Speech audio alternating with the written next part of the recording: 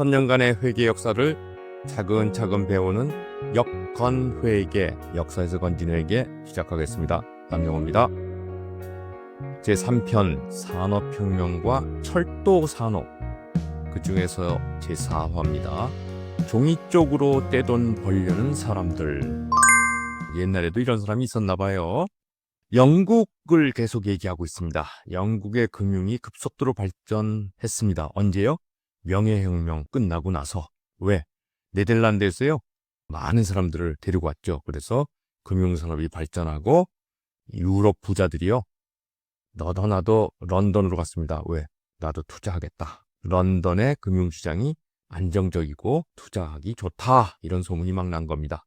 금융신용도가 올라가면요, 어떤 좋은 점이 있느냐? 전쟁하는데 좋죠. 전비조다 이용이에요. 그래서 명예혁명 이후에 많은 전쟁을 하는데 거의 전승을 했습니다. 프랑스와 식민지전쟁, 나폴레온 전쟁 이런 것들 다 승리로 이끌었습니다. 그리고 영국인들도 노후를 편안히 지내게 됐습니다. 특히 국채 중에서도 이 콘솔 공채라는 게 있습니다. 유명한 공채인데요.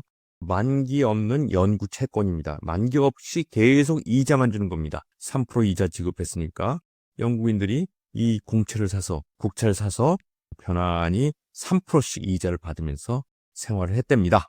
1750년에 발행하기 시작했는데 2015년에 완전히 상환했습니다. 이 공채에 대해서는 뒤에 조금 더 얘기하겠습니다.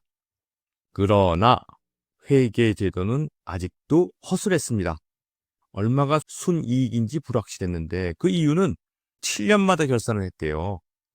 그 중간에는 암흑지대죠. 이렇게 영업 내용을 정확히 알 수도 없었고 감가상각, 준비금 이런 건 전혀 없었고요. 특히 런던 회계사랑 인도 주재 회계사 계산 방법이 크게 달라서 서로 맞출 수가 없었답니다.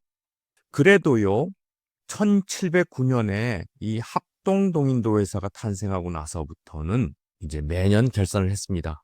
그리고 회계장부를 명확히 기록하기 시작했습니다. 비용 기록이 명확해졌고요. 예를 들면 제1기에 1710년입니다. 이익이 11.1% 났다라는 게 기록에 나와 있습니다. 그러나 현대회계가 나타나려면 산업혁명까지 기다려야 됩니다. 1709년에는 아직입니다.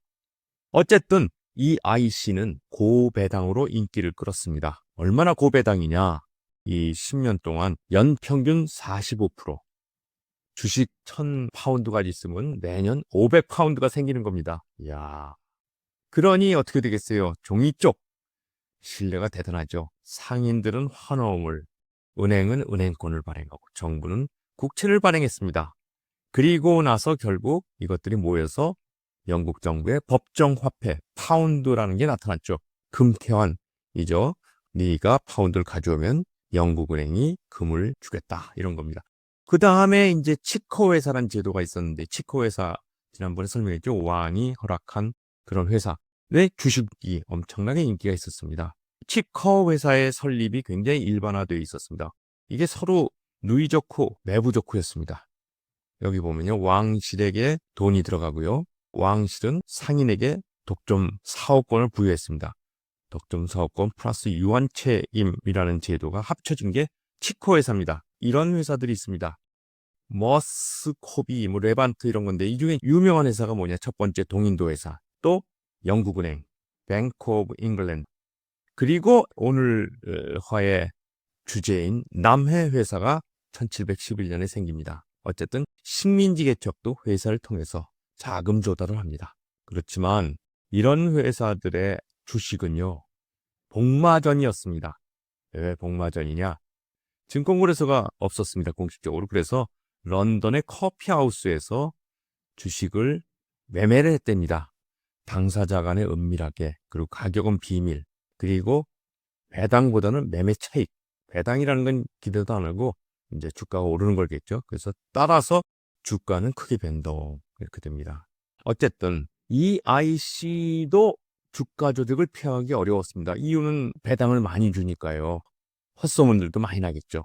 그러다 보니까 최고의 투기 대상이 됐고, 또 손익계산이 불완전하니까 영업 상태를 알 수 없는 복마전이고, 대주주, 즉 8명이 있었답니다. 대주주가 4분의 1 이상을 소유하고 이 사람들이 주가 조작, 회사 경영도 좌지우지했답니다. 이런 상태에서 누가 등장하나요? 존 로라는 사람이 등장합니다. 굉장히 유명한 분입니다. 얼마나 유명하냐? 이 사람이 표현하는 용어가 이렇게 많습니다. 도박꾼, 탈옥범, 사기꾼, 이제부터 좋아집니다. 금융이론가, 경제학에서 아주 중요하게 다루는 분입니다. 사장, 은행장, 재무장관, 그리고 만수학, 망명합니다. 도망칩니다. 어떤 이력을 가지고 있는 분이냐?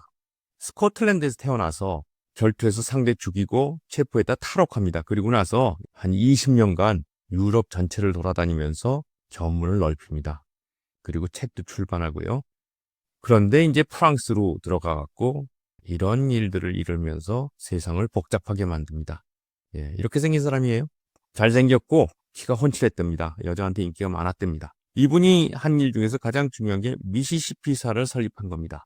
이게 거품이 터지고 나중에는 도망가고 망명 갔다가 베네치아에서 쓸쓸히 죽습니다. 한번 존 로가 무슨 일을 했나 보려면요. 이게 루이지애나 미시시피 강 지도입니다. 여기가 어디입니까? 우리가 말하는 플로리다죠. 예, 미국에. 그리고 이게 이제 미시시피 강입니다. 이 지역을 개발하겠다라고 세운 회사가 미시시피 회사입니다.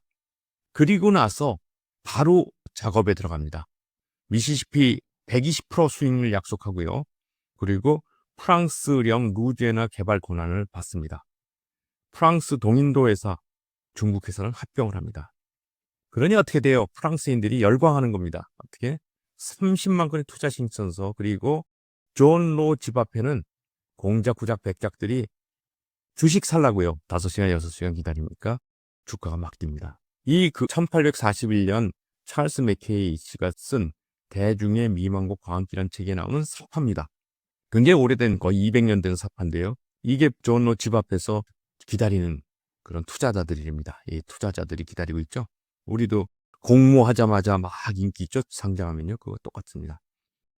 영국과 프랑스 전쟁으로 어마어마한 국채가 생깁니다. 프랑스 국채가요. 30억 리브르입니다. 근데 1년 세입이 1억 4천.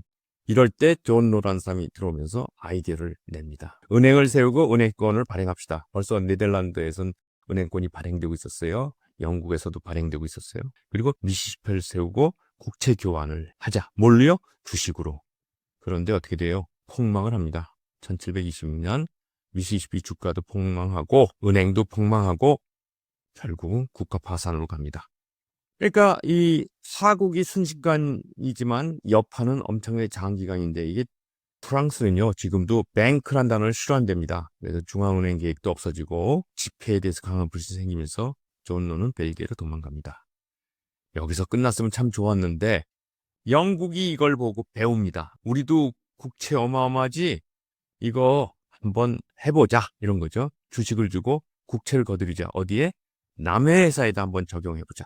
남의 회사 문장은 이렇게 생겼습니다. 이게 뜻이 뭐예요? 영국 국왕이 측허한 회사다. 이게 뜻이 뭐예요? 해상무역을 제패하겠다. 이 청어입니다. 청어 2마리가 쌍으로 있으면서 왕관이 써있죠. 우리가 해상을 잡겠다. 그리고 어디를?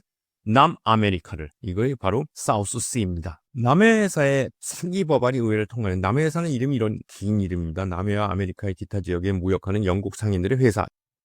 1711년에 세웠는데 1719년 되면요. 거의 파산 직전이에요. 그러니까 1720년 4월에 법안 하나를 갖다 의회에 상정하게 하고 그게 통과됩니다. 뇌물을 써서 통과되는데요. 뭐냐? 그때 어마어마한 시중에 떠돌던 국채를 인수하고 그 국채 인수액만큼 주식을 발행할 수 있게 하는 법안을 통과합니다. 이러면서 이제 4개월간 버블이 일어나면서 부글부글 끓습니다. 4월 7일 날 의회 승인이 일어나는데 주식이랑 교환하죠. 그리고 사업 계획을 막 발표합니다. 주가는 막 올라갑니다. 그리고 나중에 불가능으로 밝혀지면서 버블이 뻥 터집니다. 이게 언제냐? 바로 4개월 걸린 겁니다. 굉장히 빠르죠. 이렇게 해서 버블이 터지고 나서요. 이 버블의 종말은 신문에 보면 이런 게 많았습니다. 자살은 일상적인 일, 그리고 헌옥 시장에 금은으로 수놓은 귀족의 일출복 등이 나왔고, 그리고요. 시세 조작한 사람들, 그때 장관이 6명이 있었답니다. 그중에서 3명이 자살하고요. 재산 몰수를 하고 어마어마한 일이 일어났습니다. 이제 버블 자체를 우리가 재밌게 공부를 했는데요. 버블이 어떤 영향을 미쳤느냐가 굉장히 중요한 이슈입니다. 이 버블로 그냥 끝났으면 전번에 있었던 튤립 버블 기억나시죠? 이런 건 그냥 버블로 끝났습니다. 이걸로 끝나서 역사에 그렇게 큰 이슈로 남지 않는데 그 후에 회사 제도에 큰 문제가 생깁니다. 그래서 3-5화 죽었던 주식회사 다시 살아나다 해서 이런 얘기를 해보겠습니다. 경청해 주셔서 고맙습니다. 안녕히 계십시오.